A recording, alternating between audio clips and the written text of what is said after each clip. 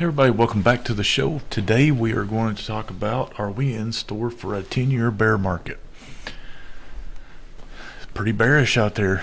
Everyone is screaming depression, depression, hardcore recession. It's all going down. Blah, blah. And then you got the other crew that's saying we're going to come down here and we're going to go put in all new all-time highs. Despite record credit card debt, despite record car loan debt. Who's right? Maybe none of them. Quite the contrarian I am. Anywho, let's take a look at some stuff. And this is all the stuff that we've talked about in prior videos. Some observations that I picked up. Please, it's not a financial advice. But this is kind of how I'm planning for the next 10 years in my investments. So, with that being said, let's kind of take a look at it. So the S&P and the NASDAQ are pretty close to doing what we expected them to do. Similarities. In 2018, when we had a recession, who was the one stirring the spoon? It would be Jerome Powell. So, everybody started feeling the same way in 2018. Probably not as bad it is now. I think a lot of part of it, of why it's accelerated this time, is just because of the money printing and all this stuff. But if you really look at it, it's not that bad. It's bad, but it's not bad. And it could get bad. But here's just my simple thought. I do think we're going to come down here. I think the S&P and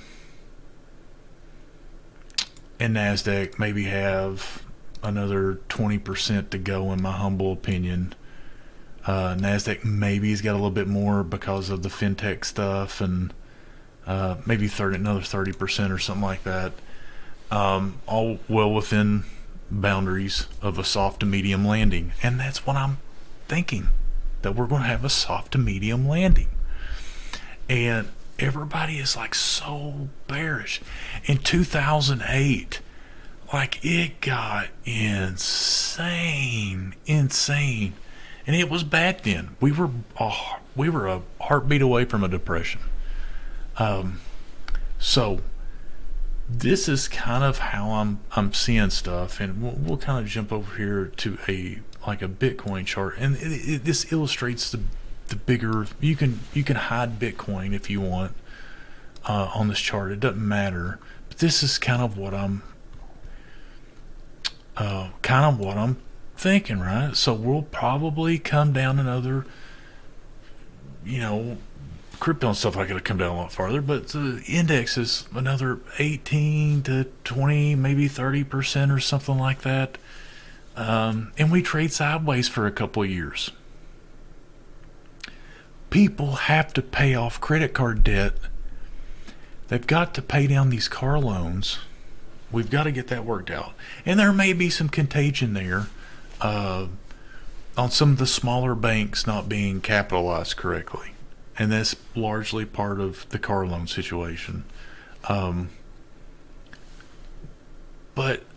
the problem is we'll probably have a decent little bull market rally, or, you'll probably see it'll be fueled probably by a short squeeze or something in 2024, 2025. But the problem is, with the rally, you have a lot of new investors that got helicoptered money. And these are the people that are right here. And it's just not on Bitcoin. It's on Tesla. It's a bunch of these stocks where people have aped in and held. And that will it will absorb that selling pressure. And it will actually help pull some additional liquidity out of the market. That bull run then comes back down, right? But I think along these lines here, around 2027, 2028, you're probably going to have government intervention, and you'll probably have Fed policy loosening My prediction is the United States will go on one of the biggest infrastructure booms in American history, besides the coming out of the New Deal with FDR. I'm talking bridges, internet, power, manufacturing facilities, EVs, charging stations, nuclear power plants. I'm telling you, like, and I think it'll be the largest boom we never needed. Uh, Another video. But yeah, guys. So how I'm planning is I'm waiting. I've got my buy order set. I'm waiting to start investing, and I am going to use over the next 2 or 3 years as a way to build my wealth, and you should too. Now is the time that you should be paying attention. You should have dry powder and be ready to invest. I don't think we'll see a housing crash. Everybody's going, oh, it's going to be 2008 all over again. Blah, blah, blah, blah, blah. Well, let's look here. This is 2021 versus 2022 in delinquencies. It's receding. You know why? Because people can't replicate the current payment they're paying. If they lose that house, they'll have to move into a 1 or 2 bedroom apartment at probably more rent. So these people will try, they'll try everything they can to stay in these houses. So, and even if they lose the house and it goes into foreclosure, investment firms will buy it before it even hits the market.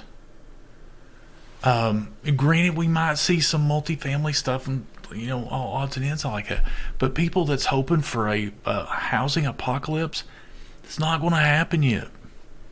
What will drive down prices is when the baby boomers start selling their properties and preparing for retirement communities and stuff like that, and don't need the 3 or 4 investment properties.